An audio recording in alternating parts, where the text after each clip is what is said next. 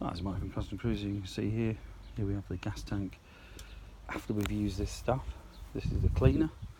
Okay, there's some kind of acidy stuff or whatever it is, phosphating fluid. Basically that's poured into here, filled up with water and left for 12 to 14 hours. As you can see here inside now, no rust at all.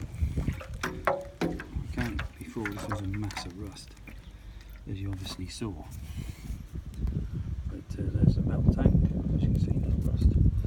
So the only rust you can see there is actually the loose flakes floating around, which we're going to wash out and obviously get rid of. So it's done the job. So if you're interested, give us a call, 01773835666, alternatively customcruisers.com.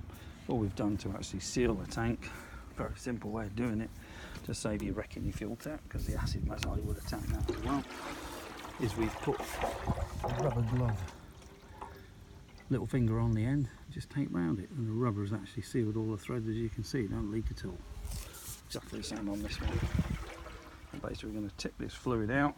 This one can now be used for another tank, okay, so you can reuse this stuff, and rinse it all out with fresh water. Thinking about the sealer.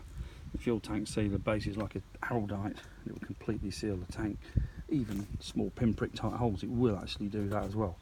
But we've got to flush it out, and then basically you know, add the sealer, and then we've got a perfect tank, and none of this crap will all drop into the obviously into your